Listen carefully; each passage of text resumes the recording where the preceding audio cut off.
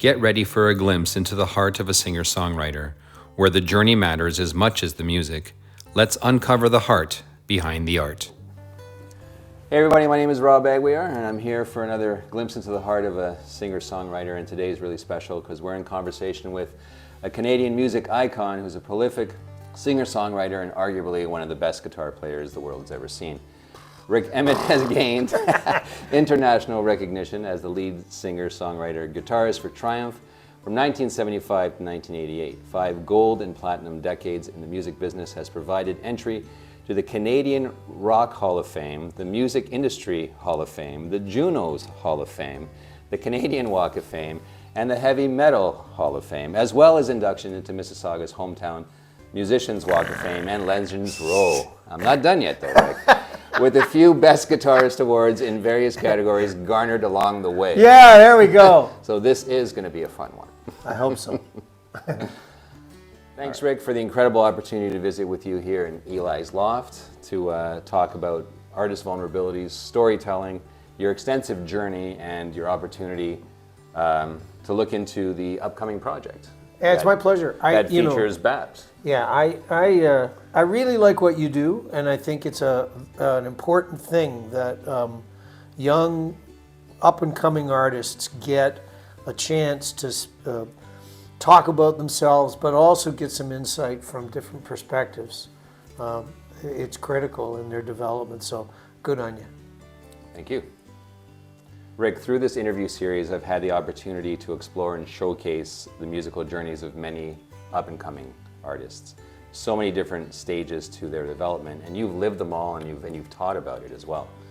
When you and I exchanged emails just a few weeks ago, you called yourself an old dog that ain't quite dead yet. And you've definitely been there and you've done that. So what insights can you offer young songwriters now living in the flowing currents of digital universe to help them balance the development of their own voice, their own truth, and the pursuit of their career as a creative artist? Yeah.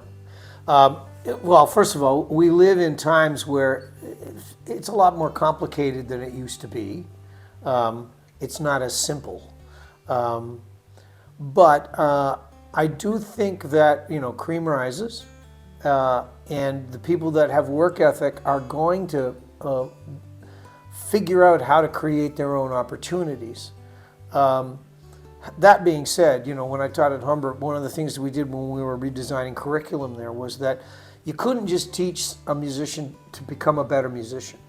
You also had to try and teach them to become somebody that understood composing and arranging, because and the idea of making records, making recordings. And of course we live in digital times, and so all of this has been affected by that kind of technology. But then it was like, hang on, they got to learn about business, because you're pretty much going to have to be a sort of an independent entrepreneur, yeah, right from the get-go. Yeah. Now, I mean, the reason we're sitting here talking is because I was in this band Triumph, and it was an entrepreneurial kind of thing. Long before that was really, musicians didn't do that. You got a manager, you got an agent, and you made these deals, and you just kind of put your nose to the grindstone of making music and making records and going out on tour, and that was that. But you look at somebody like Taylor Swift now, and she sort of runs an empire. And she wasn't the first. I mean, you could look back and you could say... Changes economies. Sorry? She changes economies as she walks. Absolutely. Yeah, like she runs something that's more like an NFL franchise or a Cirque du Soleil touring kind of thing. Yeah. And, she's not the first that did that. I mean, the first music act that really sort of changed things was the Rolling Stones kind of becoming, no, what we do is stadiums. We'll never stop doing stadiums. And U2 went, oh, yeah, that's a good model for us to follow. So it's not that it hasn't been done before. It has, But, I mean, when I was a kid, the Beatles played Shea Stadium, and I love to tell the story. There had never been monitors for PA systems, never. And the Beatles couldn't hear themselves because of everybody screaming. Oh, yeah. And they were doing a film, and they said, we got to hear ourselves. And so they tried to make it so that, but they were using the PA system of Shea Stadium. So, up to bat, number 16, like, it was horrible. The sound was horrible. And the Beatles kind of went, this has got to stop. We got to be able to hear ourselves. And then they went, can't do it. Okay, we're not going to tour anymore. We're not going to play anymore. Now, that ended up reinventing the music business because they started making albums in an extremely serious way. It was starting to happen, they weren't the only ones. Led Zeppelin was an album band. Yeah. Pink Floyd was an album band, and that was because FM radio. So technology always leads. And that's what I think young artists have to understand. Young songwriters, they have to understand. You got to figure out how to, make a video that sounds good. Yes, you're still learning how to write a song. And that's revealing your heart and your soul. That's got to happen. That's a fundamental. For sure. But in the same way, how do you make a video that captures that? How do you, set up your YouTube channel and your, Pantheon channel and blah, blah, blah. Yeah. Awesome. Thank you. All right. Before delving into your latest project, I wanted to pick your brain a little bit about creativity and mental health.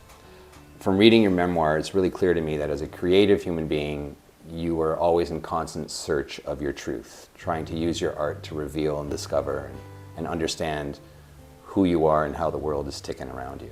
Lyrically, some of the Triumph records, had messages of hope and faith, of us all searching for something better. Reflective songs, trying to figure out who we were. These are very emotional, vulnerabilities that are inherent in your creative process. I'm a believer that mental health, well-being benefits from openly accepting and sharing our vulnerabilities. How has your understanding of emotion and vulnerability through your lyrics or your music in general evolved throughout your creative journeys? Yeah, well, that question works on about 55 levels. Yeah, that's a deep one. When I was a kid, my first really strong exposure to music was singing in a choir, like school choir, church choir. Yeah.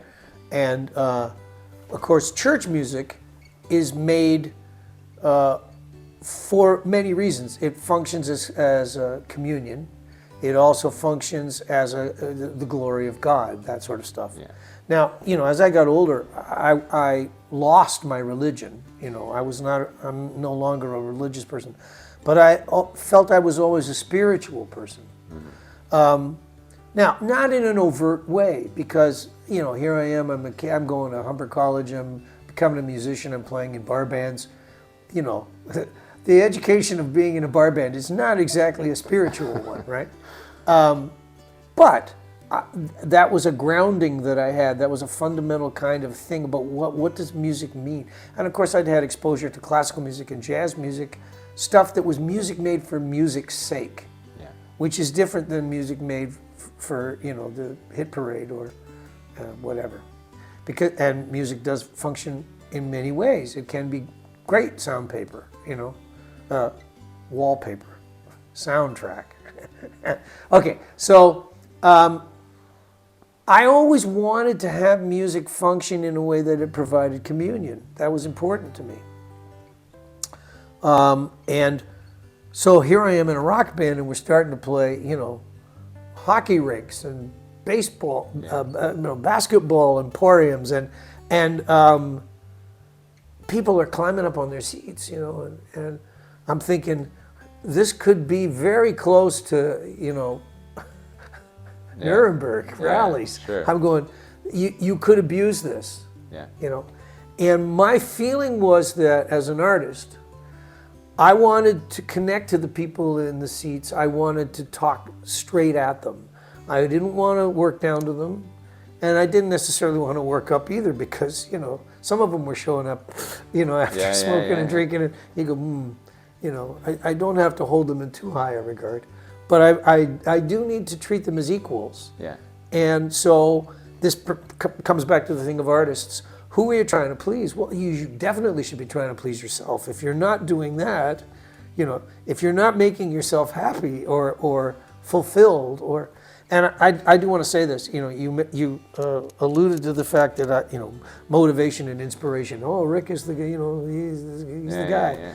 And sometimes art doesn't have to be that. Sometimes art is about your damage. Sometimes art has to be about you're working something out and it's dark, it's not happy, but it's still going to be healthy for you to go through that process and be creative about expressing yourself, no matter what it is you're expressing.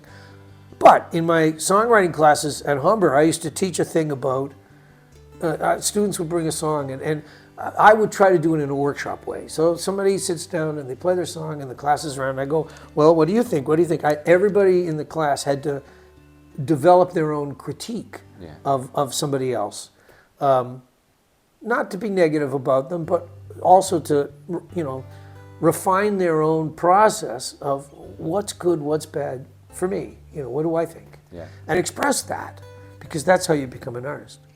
So, and I would go last, drop a whole bunch of bombs, and people go, "Oh God." But that idea of somebody expresses something, a young girl or a young guy, and the song it's more like a diary page. They're journaling, using their art to do it. And I go, okay, that's good. But for me, I always felt I had a responsibility, because it's a public expression. You're trying to build an audience. You're trying to find one. And so I would say, you got to light a candle and put it in the window of that song. Somewhere there has to be some little tiny spark of light. Or else why are you doing this? If you're not arriving at some insight that you then share, then you're probably not going to connect as well as you should.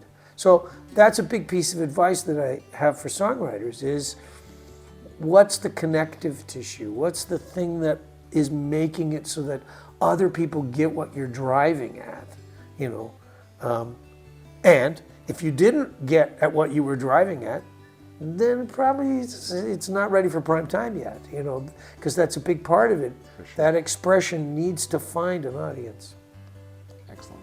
Love that answer. Rik, let's shift gears a little bit and focus on your latest chapter of your journey, a new instrument, a new project called 10 Telecaster Tales. After you found yourself drifting away from the gravitational pull of the guitar, you eventually came back to 6 strings, all kind of chords, and the truth. You described the Telecaster as a celebrated vehicle of searching out truth by facilitating honesty with autobiographical authenticity and integrity. That's a whole lot of words, but it's beautiful. They sound like they're my words. Yeah, they are your words. Can you speak about the creation and development of your latest Telecaster, Babs? Yeah. And how she challenges you as a guitarist, pushing your boundaries and your technique and your creativity. Yes. In this late stage in your journey.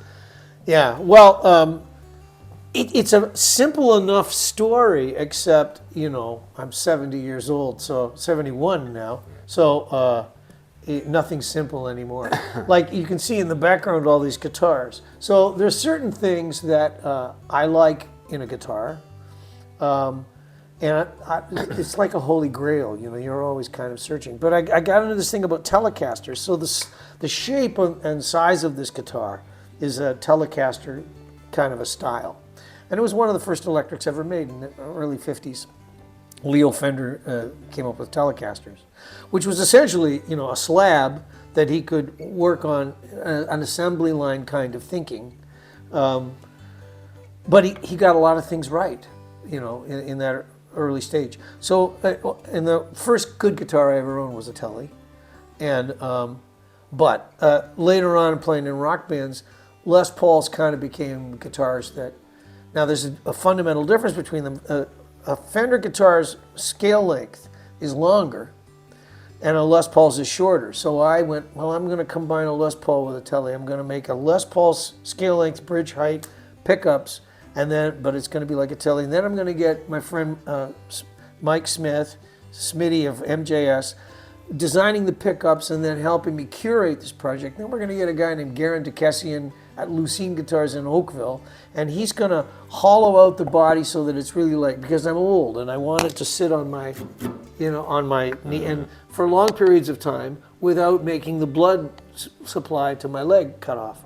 So it's light and it's easy to play.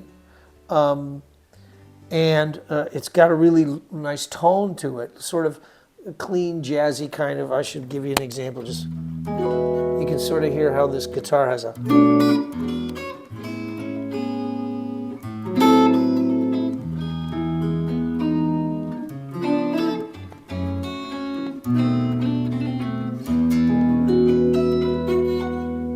Like it's very rich and warm, but also articulate. So these pickups are sort of designed so that they sound like old Gretsch guitars, Filtertron kinds of, but there's no hum. They have plenty of power. They're very smooth and creamy. So that was why we designed the guitar. But the other thing was, I get the guitar, I start playing it, I start writing, which is the disease that lifelong disease. And I had a relationship with ECW Press because I had done a book of poetry and then a memoir. Yeah. And, ideas hatch in my head, and I go, hey, would you guys be interested if I wrote a book about the writing of the music for the, and they went, oh, that sounds like a great idea, Rick. So that was what I did. I designed a guitar. I wrote a bunch of music for it. Then I wrote a book about the writing of the things and the history of the guitar, and like just anything else that artistically, creatively, I could pull into the mix. And we ended up with about 190 odd pages. Awesome. Yeah, this is it here. There it is. It's gorgeous. Yes. And a friend of mine in Pittsburgh, she does the cover and the illustrations inside. I kind of wanted it to feel like almost like a storybook, like a Grimm's fairy tales kind of a vibe. So there's illustrations. There's like 28 illustrations in it or something, and that was fun. So now you're taking guitar stuff and you're turning it into like almost like cartoons, pictures, like figures and illustrations that are also telling stories. So it was like, this is great. I'm taking, the prose. There's a poem in there. Yeah, there's a lot of poetry in there. Yeah. Thank you. Yeah, so, and I do, the older I get, the more I do tend to think like a poet. My songwriting has become more poetic. My prose writing has become more poetic. Yeah, so, and guitar design is also a little more poetic. Awesome. Fantastic. So in the book that accompanies your new recordings, you quoted the words of Jeff Tweedy, which I know. Yeah, I know what you're thinking. I spelled it wrong before. From his book, World Within a Song. And in it, Jeff writes, it would be cool if we can see the worlds within the songs inside each other's heads. But I also love how impenetrable it all is. I love how what's mine is mine, and it can't be yours, but we can still call it ours. Songs are the best way that I know of to make peace with our lack of shared consciousness. And then you go on to agree with him by saying that although music can be magically, it can generate and enhance community, the mystery of it still remains impenetrable. So is that the hope for you for this book, to make all of this a little bit more accessible and a little less impenetrable? Maybe. I mean, first of all, let me say this. You read Tweedy's quote. I use Tweedy's quote because it was so well said. You can't say it any better. That was definitive, And what it's saying is, it will remain impenetrable. No matter what I do, but that's also the thing that makes it so elusively compelling, And the old saying, and everybody said this, Bob Dylan said this, 1 + 1, and it ends up being 3. Like, it gives you more when you put these things together. There's something else there now. And in the book I talk about, it's not just that there's something else there right now. There's going to be something else there 6 months from now, and 6 years from now, and 6 decades from now. Yeah. If you did it right, it will have that ability to keep speaking, because nothing stays the same. No human being stays the same. No culture stays the same. So this is one of the things about our modern lives, is that change is happening at the speed of light, at the speed of bits and bytes going through fiber optic cables. Change is happening. And for human beings, it's like, oh, you know, I'm Hold on afraid. tight, yeah. I can't handle this rate of change. But songs, poetry, reading, that doesn't change. You know, you can go there and you can find a kind of a serenity, a kind of a grounding that exists there. Yeah. You know, which is why education on all levels is so important, because it teaches that. It teaches you to love learning. Yeah. So that's what I hope with the book. You know, am I giving insight into music? Yes. And into songs, into what I wrote? Yes. But, you know, you end up being a lot of, it's nuts and bolts. You know, what did I build with the nuts and bolts? You know, Yeah. did I build insight? That's what I hope. Sure. It's beautiful. It's beautiful. I find that is the beauty, like just going back to songs and lyrics in general, every time that, like I can tell Alexa to play whatever, and every time I hear that lyric, there's something new there that I didn't resonate with before.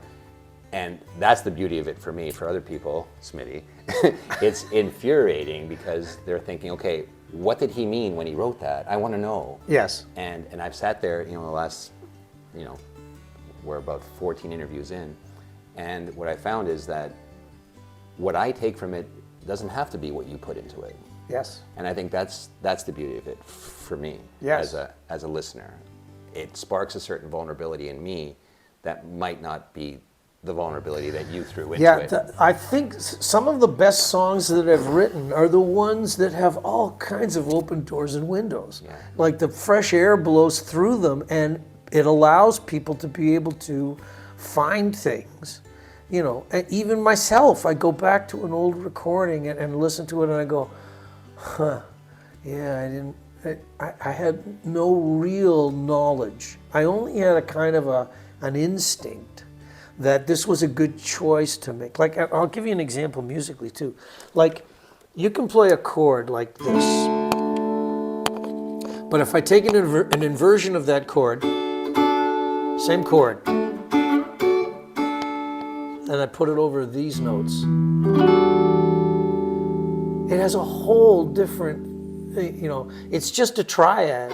Yeah. But if you sit it over an E minor kind of thing, now this is an 11 chord with a 9 in it. And these chords, they have a very atmospheric, landscaping kind of, and I really like them. So this is that same D major. I can play it over this bass, and it has a different, I can play it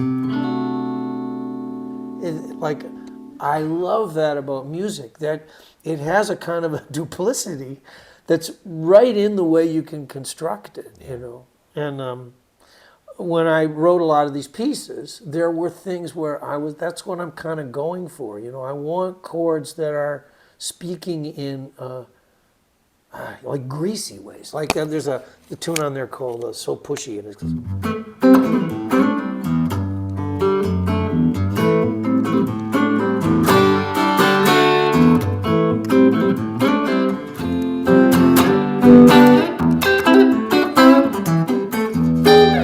so, but this greasy... I can't believe I'm sitting here next to one.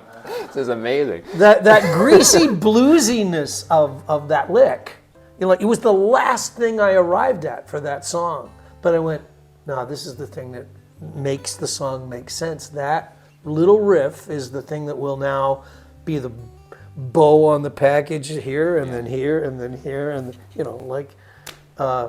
and that's, writing is such a cool thing, because you arrive at something and you go, the map makes sense now, or the puzzle makes sense. You know, you weren't sure when you started. You're going, I don't know, what am I doing here? I'll build the frame first of the puzzle. I'll get it all, because all the outside edges with the straight side, then I can start that way, you know. And then everything that's red, okay, I got the balloon here now, that's great, you know, et cetera, et cetera. But then finally you get the whole picture and you go, oh, that's where I was going, you know. That's so awesome. So that's part of the reason that I still love creativity. Yeah. Is that this process of discovery, it has never changed, you know. And sometimes you get to the end, you're a little disappointed. You go, that wasn't too good. But as I said in the book, one of the things that I remind myself about is Ty Cobb was the greatest hitter in the history of baseball. Greatest average, .367 is the highest batting average in the history of baseball. And that means he failed more than 6 times out of 10. Yeah. And he was as good as it gets. The guys that make it to the Hall of Fame, they're 3 out of 10. Yeah. They fail 7 times out of 10, you know. You can still earn a major league salary. And by the way, that's millions and millions of dollars a year now. Yeah, Mr. Soto. If you can hit 250. So 2.5 times out of 10, you know. Wow. As a songwriter, I go, look, if you can hit 2 out of 10, you get to keep your job. But if you fall below the Mendoza line, which is about your weight, then I'm sorry, you're back in the minors and you're gonna lose your gig. But, you know, for writers, hey, 80%, 70 to 80% of what you do is gonna end up in the garbage. Sometimes you go in the garbage, you find something, you go, I can reuse. I can fix this, yeah. Yeah, I can reuse this. Randy Bachman tells a great story about pulling things out, you know, never throwing anything away because you never know what you might be. Yeah. So anyhow. Cool. As you were just talking, I have another question that's not on here, but this is I like this better than when you read them. Yeah, me too. Yeah. So when you're writing something, and I know you haven't toured live, haven't performed, whatever, but are you ever writing with the intention of what is this going to sound like on stage? And does the song change by the time it's like, okay, studio produced and then live on stage? Yes. Yeah. And in fact, you know, here's, you know, an ironic thing about the process. I write the pieces, I record the pieces, then I have to sort of learn them to perform them live. You know, how am I going to do some of these things? And as I sit here and practice them, I realize, oh, you know, this would have been better. So I'll give you an example. There's a piece on there called Funky Scratchin', and it has a thing that caps the end of the verse. So the verse is like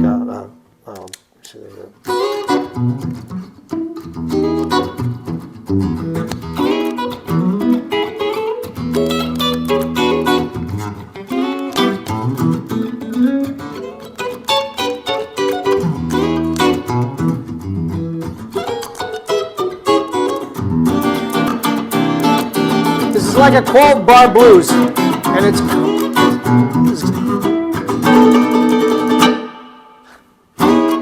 okay. So when I recorded it, I had this, and I'd stop. But then I realized going into the bridge out of this, if I go,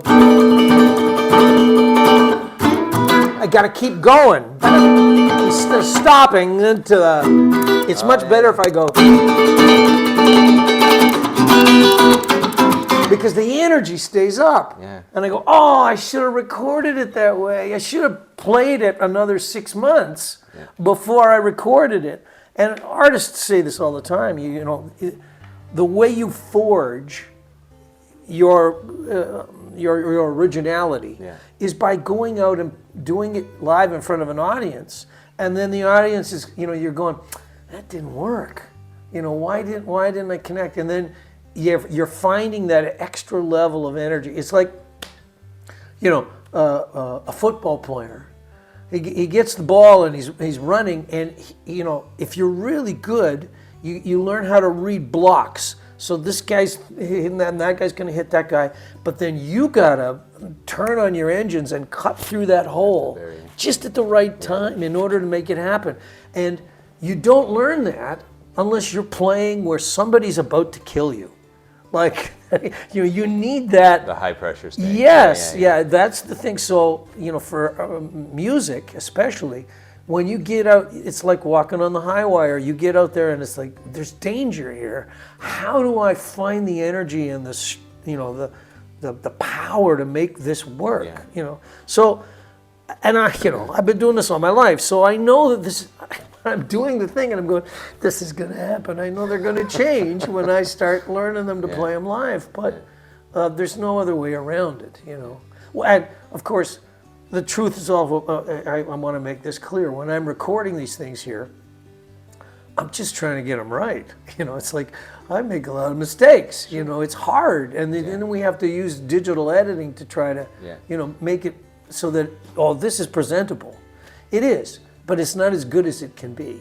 It can be better, And I wanted to mention something to you that's in the book. I talk about Patrick Stewart in his book. Talks about, he'd learned these things in the Shakespearean, technique, and he believed that he had to do the same show every night. That this was his duty to the audience. And then somebody, at some point enlightened him and said, Patrick, it's a play. It should be alive. You need to, every audience, every night is a different thing. That's where you've got to be. You've got to be there in that moment and make that happen. And he went, it freed him to realize, I can take this to a whole other level. I don't have to keep trying to, put myself in a box. And that's another thing that I like to share with creative people, writers. You're always looking for that. How do you find that lively, in the moment thing? I'm writing a piece and I'm going to commit it to paper, or I'm going to be, committing it to a recording. But it's a live thing, and we talked earlier about how it's live in everybody's mind. They're getting it in a different way. Sure. But there is that thing about communion, so that in this moment, if I can say something that makes all of us have a kind of a common understanding or a common feeling, or we're all pulling together, we're all pumping their fists in the air, that's the thing that is great in that moment. It might not necessarily make for a great recording, but it does make for good energy in the room. For sure. It's beautiful. Rik, I don't know how this happened, but I'm glad that it's happening. And it's been an absolute honor to be able to visit here in Eli's loft in your home, to delve into your heart as a singer-songwriter, and to hear the vulnerable insights that you've shared with us. Your experience is important. It's important to every new upstart coming up. It's important to people like me who aren't even musical, but just have a passion for what's behind it all. So thank you very much. I wish you all the success with the new TEN Telecaster Tales release. It's going to resonate deeply with so many people in the guitar world and beyond. So thank you very much for doing this for me. So my pleasure. Yeah. As far as the idea of all the preamble, this like Hall of Fame this and Walk of Fame that and blah blah blah. I had to come up with an intro somewhere. I get it. It's just your show is often about people that are just starting out. Yes. And I wouldn't want them to see my thing and think, oh God, like that'll never happen for me. I think it's available for almost anybody. I don't think I'm that extraordinary. Even though I've had all of this achievement and extraordinary kind of luck, but one of the things that I talk about in the book is the scene from Bull Durham, where a drunk crash, Davis is talking to Nuke LaLoosh about just getting one more dying quail, one more, gork. Well, like if you can do that once a week, then you get to go to the show. You get to make it to the major leagues.